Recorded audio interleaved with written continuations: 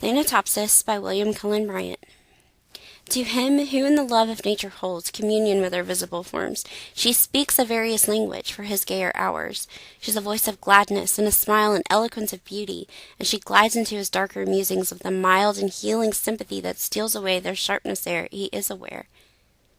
When thoughts of the last bitter hour come like a blight over thy spirit, and sad images of the stern agony, and shroud, and pall, and breathless darkness in the narrow house make thee to shudder and grow sick at heart, go forth under the open sky and list to nature's teachings, while from all around, earth and her waters and the depths of air, comes a still voice.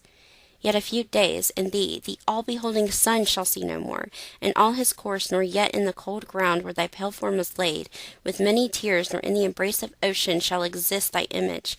Earth that nourished thee shall claim thy growth to be resolved to earth again, and lost each human trace, surrendering up thine individual being, shalt thou go to mix forever with the elements, to be a brother to the insensible rock, and to the sluggish clod, which the rude swain turns with his share and treads upon. The oak shall send his roots abroad, and pierce thy mould. Yet not to thine eternal resting place shalt thou retire alone, nor couldst thou wish couch more magnificent. Thou shalt lie down with patriarchs of the infant world, with kings, the powerful of the earth, the wise, the good, fair forms and hoary seers of ages past, all in one mighty sculpture.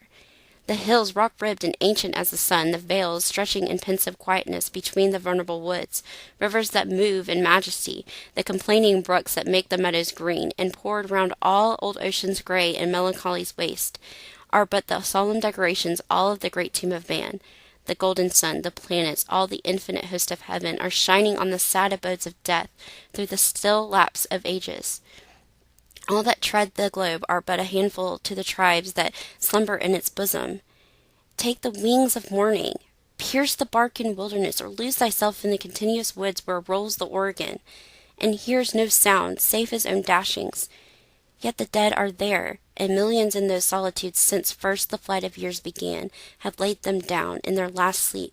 The dead reign there alone. So thou shalt rest. And what if thou withdraw in silence from the living, and no friend take note of thy departure? All that breathe will share thy destiny. The gay will laugh when thou art gone. The solemn brood of care plod on, and each one as before will chase his favorite phantom.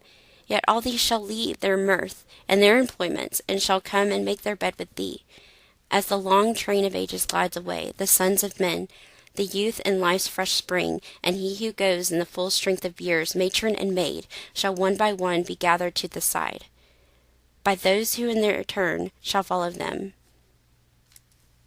So live, that when thy summons comes to join the innumerable caravan, which moves to that mysterious realm, where each shall take his chamber in the silent halls of death, thou go not like a weary slave at night scourged to his dungeon, but sustained and soothed by an unfaltering trust, approach thy grave like one who wraps the drapery of his couch about him, and lies down to pleasant dreams.